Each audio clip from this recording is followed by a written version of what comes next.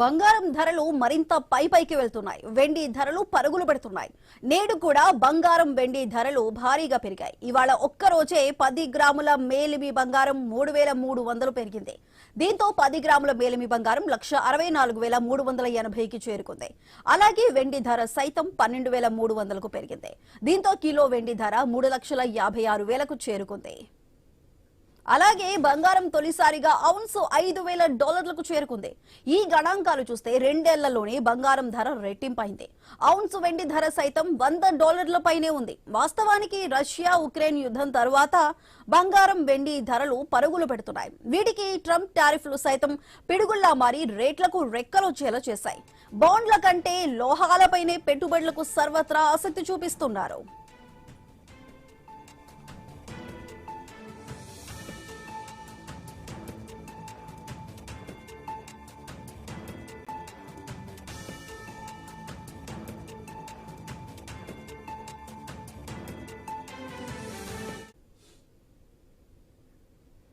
కొన్ని పెద్ద దేశాల్లో ప్రభుత్వ రుణాలు పెరిగి పెట్టుబడిదారుల్లో ఆందోళన పెంచుతోంది. దీంతో ఈక్విటీ మార్కెట్ల నుంచి లోహాల వైపు మళ్లుతున్నారు. అమెరికా డాలర్ విలువ సైతం కొన్ని కరెన్సీలతో పోలిస్తే గత వారం అధికంగా బలహీనపడింది. దాంతో ఆయా దేశాల్లో బంగారాన్ని తక్కువ మొత్తంలో కొనుగోలు చేశారు. 2024 వరకు వివిధ దేశాల విదేశీ మారకపు ద్రవ్యం విలువ 4 లక్షల కోట్ల డాలర్లుగా ఉంటే బంగారం నిల్వల విలువ 2 నుండి 3 లక్షల కోట్ల డాలర్లుగా ఉంది. ప్రస్తుతం 5 లక్షల కోట్ల డాలర్లకు చేరిందని బ్లూంబర్గ్ సర్వే చెప్తోంది. జాతీయ బ్యాంకులు గతేడాది తొలి 9 నెలల్లో 634 టన్నుల బంగారాన్ని కొనుగోలు చేశాయని, ఏడాది ముగిసేసరికి ఇది 900 టన్నులకు చేరి ఉంటుందనే అంచనాలు ఉన్నాయి.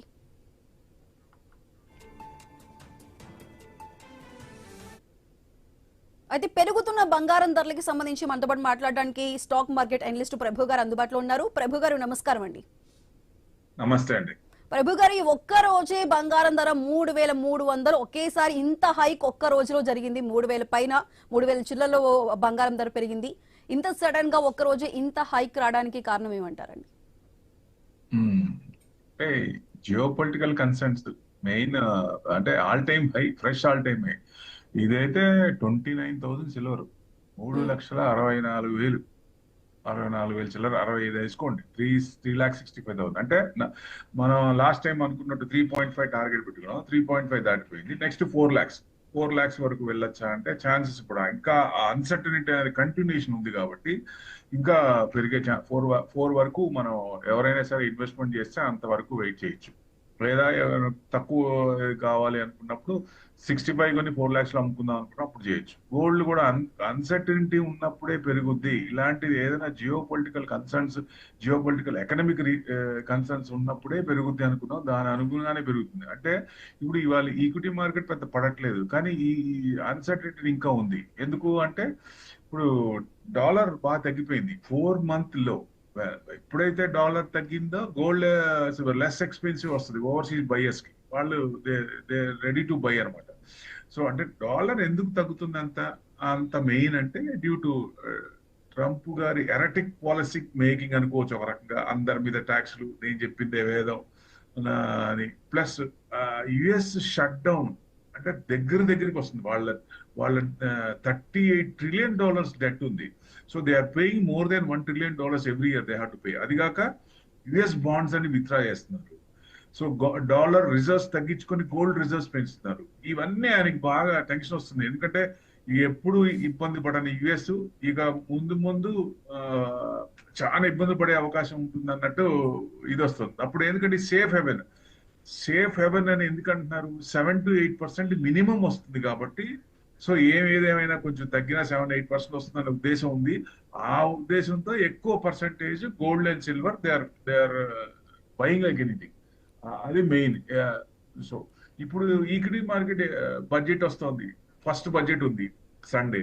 ఆ బడ్జెట్ కి అనుగుణంగా ఏమన్నా ప్రీ బడ్జెట్ ర్యాలీ వస్తుందా అని everyone is expecting some kind of reversal. But అంత కనపడట్లేదు మార్కెట్ లో. ఎందుకంటే ఇవాళ ఫ్రీ ట్రేడ్ అగ్రిమెంట్ యూరోపియన్ తో ఉంది. వాళ్ళు నిన్న గెస్ట్ గా వచ్చారు 26th కి, స్టిల్ ఇంకా ఇక్కడే ఉన్నారు. సో ఇవాళ ఫ్రీ ట్రేడ్ అగ్రిమెంట్ అవ్వచ్చు. ఈవినింగ్ మళ్ళీ ఆయన ఏదైనా కొత్త విషయాలు, మళ్ళీ కొత్త ట్యాక్స్ లేదా కొత్త బెదిరింపులు ఇంకేదైనా తేవచ్చు మిస్టర్ టరీఫ్. సో అది మార్కెట్ కి ఆ భయం ఉంది, అందుకే ఈక్విటీ పెరగట్లా. సో ఎక్కడ అంటే ప్లస్ ఆర్ మైనస్ ఇది అవుతానే ఉంది. ప్లస్ 30 పాయింట్స్, ప్లస్ 60 పాయింట్స్, లేదా మైనస్ 60 పాయింట్స్ అక్కడికి వస్తుంది, మళ్ళీ అప్ అండ్ డౌన్. మార్నింగ్ అయితే బాగా కొట్టేశారు. సెన్సెక్స్ 500 పాయింట్స్ పడింది, మళ్ళీ కవర్ అయింది.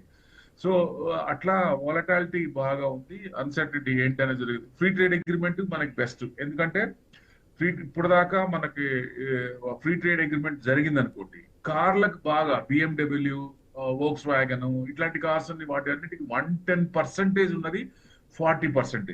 అంటే మన మార్కెట్ ఏం తీసుకుంది, మిగతా మన ఇండియన్ మేడ్ కార్స్ ఉంటాయి కదా, మారుతి కానీ ఇట్లాంటివి, అవన్నీ పడ్డాయి. ఎందుకు అంటే మరి ఇవన్నీ తక్కువ రేట్లో వచ్చినప్పుడు ఇవి పడతాయి కదా. సో వీళ్ళకి సపోర్టివ్ గా గవర్నమెంట్ ఏం చేస్తుంది అనేది పాయింట్ ఇక్కడ. సో బడ్జెట్ లో ఆటో మేకర్స్ కి వాళ్ళకి బూస్ట్ ఇవ్వాలి, ఎందుకంటే ఆ డిఫరెన్స్ మరి వాళ్ళకి 110% నుంచి 40% ఇచ్చినప్పుడు why want to give for local manufacturing companies. Government అనేది చూడాలి కదా, బ్యాలెన్స్ చేయాలి కదా మరి. సో ఇప్పుడు ఆటో సెక్టర్ కి బూస్ట్ ఇస్తుందా లేదా అనేది important. So everyone is keenly to observe budget on Sunday వచ్చింది కాబట్టి ఆ రోజు మార్కెట్ కూడా ఉంది. సో డెఫినెట్ గా ఏమిస్తారు, ఇన్వెస్టర్స్ బూస్ట్ ఇస్తారా లేదా. So crying baby will get only chocolate. ఇప్పటిదాకా ఇబ్బంది పడ్డాం. సో ఇప్పుడు అనేది మరి ఏడ్చే పిల్లకి కదా చాక్లెట్ ఇచ్చేది, మామూలుగా ఇవ్వరు కదా. సో ఆమె కూడా చెప్పింది, ఫైనాన్స్ మినిస్టర్ గారు కూడా, సీతారామన్ గారు కూడా చెప్పారు, రిటైల్ పర్సంటేజ్ ఆగద్దు, కొనండి అంటే ఆపుతారనే భయం ఆమెలో కనపడింది కాబట్టి బయటకు వచ్చే ఎక్స్పోజ్ అయింది ఆమె. సో అది మరి అట్లా ఉన్నప్పుడు అందరు ఎక్స్పెక్ట్ చేసేది ఏంటంటే ఇన్వెస్టర్స్ డెఫినెట్ గా ఈసారి ఎట్టి పరిస్థితుల్లో బూస్ట్ ఇస్తారనే ఎక్స్పెక్టేషన్. అది ఏమి ఇస్తారు ఏంటనేది చూడాలి. సపోజ్ ఏదైనా ఇవ్వకపోతే ఇంకా పడే ఛాన్స్ ఉంది. అప్పుడేమవుద్ది, ఇప్పుడు గోల్డ్ 160 దాకా వచ్చినట్టు ఇక 40,000 కదా.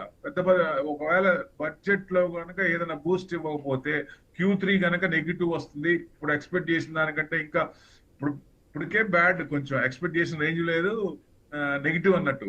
సో నెక్స్ట్ ఇంకా వచ్చే రిజల్ట్స్ కూడా ఇంకా నెగిటివ్ వచ్చినాయి అనుకోండి. సో డెఫినెట్ గా మరి అప్పుడు 2 lakhs వెళ్ళదా అంటే చిన్నగా 3,000 అట్లా పెరిగిపోతా ఉంటే ఇది 4 లక్షలు వెళ్ళే ఛాన్స్ ఉంది. సో ఏదైనా కొంచెం జాగ్రత్తగా ఉండటం మంచిది. ఎవరైనా ఇంత పెరిగింది కాబట్టి పడుతుంది అనుకుంటే పడట్లేదు, కంటిన్యూస్ గా పెరుగుతూనే ఉంది. 25,000 మొన్నటికి వాళ్ళకి. అంటే మండే హాలిడే కాబట్టి యుఎస్ మార్కెట్స్ లో ఇంటర్నేషనల్ లౌన్స్ చూస్తే మీకు బాగా పెరిగినాయి. అది 108, 111 హై. అంటే 100 దాకా వస్తుంది అనుకున్నాం, 100 దాటంగానే మూవ్మెంట్ ఎక్కువైంది. సో నెక్స్ట్ టార్గెట్ వచ్చేసి 120 వరకు. అంటే 120 మేక్స్ నో డిఫరెన్స్. అంటే ఒక 1 డేలోనే వచ్చేటట్టుంది, రేపే వచ్చేటట్టుంది. సో ఈ రకంగా కంటిన్యూ అవుతాయి. సో ఈవినింగ్ అనేది, సో ఆయన ఏం మాట్లాడతారు, యూరోపియన్ మీద ఏం మాట్లాడతారు, ఇండియా మీద ఏమన్నా మళ్ళీ కొత్త ఏమైనా చేస్తారా. ఎందుకంటే తెలిసిందే కదా, ఆయన చెప్పిన అగ్రిమెంటే మళ్ళీ ఆయనే ఇది చేస్తారు.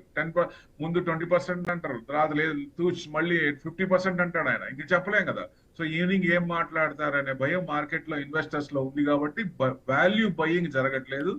సో ఉన్నది ఏదన్నా ఉంటే ఈ 3 రోజుల్లో ప్రాఫిట్ బుక్ చేసుకుని ఉండటం బెస్ట్.